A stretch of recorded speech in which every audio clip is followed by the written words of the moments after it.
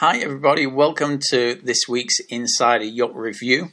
As part of this week's review, something a little bit different.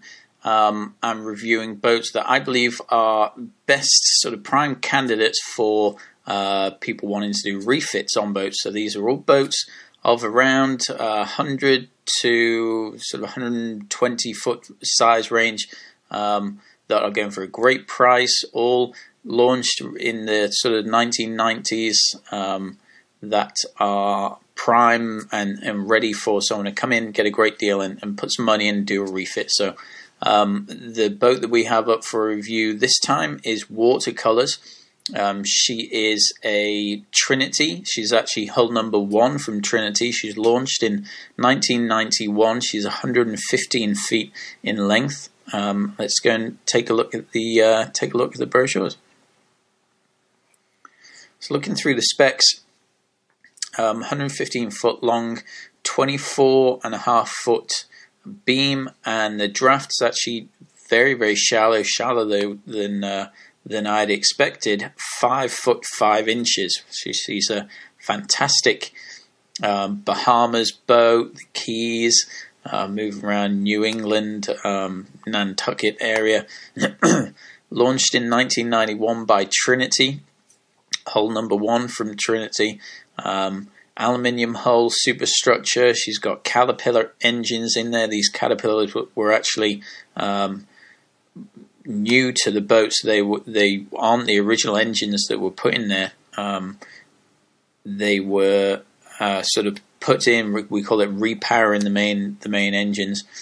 The fuel on board is 8,000 gallons. The water is 1,600 gallons. Cruising speed a little bit less than some of the other boats in this sort of size range, 15 knots, maximum 17 knots. But of course those Caterpillar engines are very fuel efficient. They have the common rail fuel delivery system, the electronic fuel delivery system in there. She has 4 staterooms, sleeps up to 8 guests. She's in Fort Lauderdale at the moment, and asking price is $2,995,000. So fantastic price for the boat that you get in. This boat was taken back by Trinity and was owned by the owner of Trinity Yachts for 3 or 4 years, around 2003 to 2006, 2007 time. In that time, they put an awful lot of money back into this boat to bring it up to its sort of best possible standards. They redid all of the sort of interior layout here throughout the life as well. It was bought by a new owner in 2007, so 2008 time. He completely gutted this main deck, added all of the sort of teak and holly finishes that you see everywhere, the beautiful woods, the bar that's back here. It was repowered with the Cat engines. As you see, I'm not 100% sure what year that they were put in, whether it was 2003 refit or one of the later refits. I believe it's the 2003, but it'll detail that further in this brochure. So looking at the photographs that we have here, this is the main salon. This is the new sort of layout that was put in with the current owner, and had all this sort of teak and holly, beautiful woods, satins and glosses used everywhere. So this is the new bar that they put in.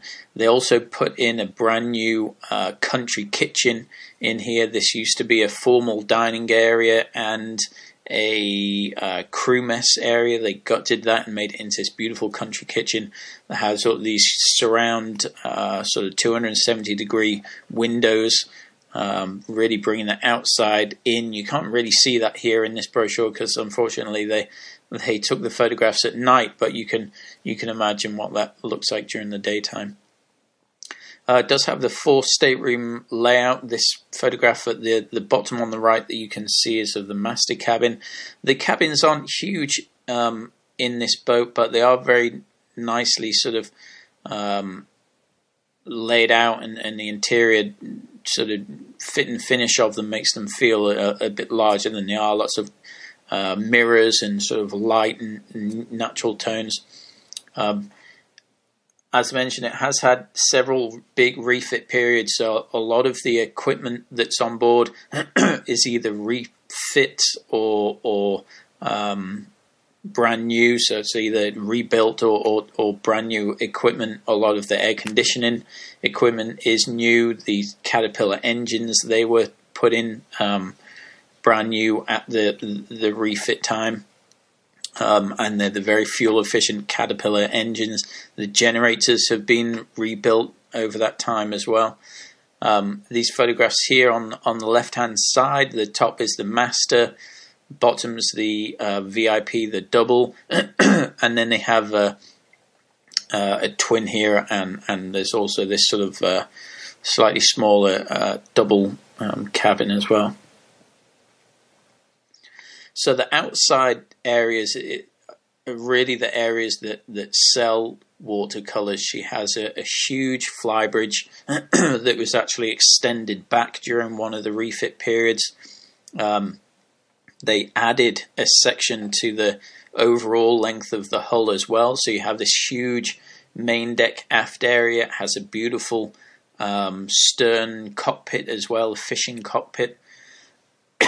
She does need a bit of work doing to the woodwork, and so the teak in some areas needs to be replaced. The capping rails in certain areas need to be replaced. There's a full paint job that needs to be done. She also needs to have the windows resealed in there. Obviously, you would want to do that at the same time as the paint job anyway. But overall, a very solid boat. The guts of the mechanical and engineering equipment is sound. There are a couple of pieces in the sort of navigation equipment that aren't working like new. There are a few sensors that haven't been brought back into operation that would obviously need to be looked at as well. So a few dollars need to be spent there.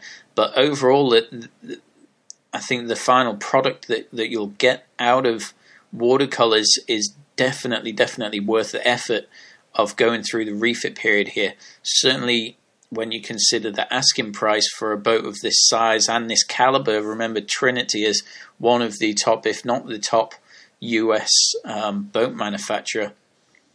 They have also done all of the work in the refits as well. The two major refits that were done on the boat were done back at the Trinity yard, so it's been well executed. They know what has been done. It's all been documented. So for the new owner to come in and do that refit back at Trinity, which is definitely my suggestion, it's going to be a very smooth operation as far as getting the work done, because of course they were the ones that built the boat originally and also did all of the past refit items. So the bottom photograph on the left hand side, this is of the sun deck. You see they have the nice canopies going over. They don't have a solid bimini top. They have a bimini section here, but not going sort of the full length of the flybridge. They do have a nice big jacuzzi up there as well. Jacuzzi that's very large for this size boat. And they have a few sort of bar areas here and seating areas and sun lounge areas. So really a nice layout there. Top photograph on the left, that's of the main deck aft. So they have two different sort of seating areas here. They have this one almost like a dining area that you can see in that photograph, and then they also have one right at the back, which is more of your stereotypical sort of half moon shaped aft deck bar. Now moving on to the engine room, this is really where you want to make sure that the money has been spent in the past. As I'd mentioned, a lot of the equipment here, or in fact all of the equipment, is either rebuilt or brand new. The water makers are the sort of split system. They don't have just the two large membranes. They actually have 4 smaller membranes, which is more favorable for actually operating and owning the boat. It means that if one of those membranes does go down, you still have 75% of your capacity for water making, rather than with just the 2 large ones. If one goes down, right away you've cut your production in half. So they're newer to the boat. They have also been well maintained and had the scheduled maintenance work done on them. The air conditioning, the air compressors, the generators, they've all had the necessary work done to them and have been rebuilt in recent years. You can see that here with the cruise air chiller plant that they have there. That, I believe those compressors are new, those small hermetic compressors. Last time I was on board and talking with the captain, I believe that they're new. These other photographs, the other 3 photographs, they are of the new Caterpillar engines. Some more shots of the air conditioning and the engines, the plate coolers there on the bottom left hand side.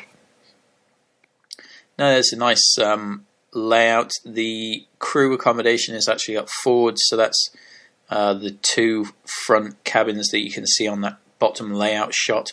The double or the VIP cabin is the next, and then they have the 2 doubles, and then the master is back aft with his and hers bathrooms. And there you can see the nice big aft fishing cockpit at the back there as well. The write-up here is pretty thorough. They actually have a lot to talk about. It mentions there that it was launched in 2009. In 2003, it was bought back by Trinity. The current owner purchased it in 2007 and did the refit through to 2008. And then has had another sort of small refit period done in 2012. It's also had some work done to it in 2011 as well. I know the captain has been doing a lot of work to the individual fan coils, the air conditioning fan coils, and the ducting as well, making sure that there are no mold issues there. Just the fact that it's been, all this work has been, the major work has been done by Trinity, I mean, that speaks volumes in itself. It's also very reassuring to know that anyone wanting to do the next sort of round of work to this boat, the paint and the teak and a lot of the woodwork, you'd really just want to take it back to Trinity. I mean, they're the best people for the job. It details some of the areas here and the bits and pieces of work that have been done in the individual sort of rooms. I won't go through all of this line by line. I do have a Yacht Pack available for this boat, and it's here ready to go. It has this brochure that we're reading through here, and it also has a lot of the pricing analysis. It has pricing for the paint job. I have quotes for that, and I have details of other sort of refit work that you would want to do to the boat for the new owner. Now it starts to detail some of the work that has been done to the mechanical equipment. Also details the bits and pieces that were added to the flybridge, that aft cockpit, the safety equipment. A lot of that has been sort of replaced over the time as well. Certainly all of the life rafts and things have been kept up to safety standards. And now on the back here, this details the work that was done in 2003, 2008 and 2010. They're the 3 major yard periods here. So in 2003, this was when the main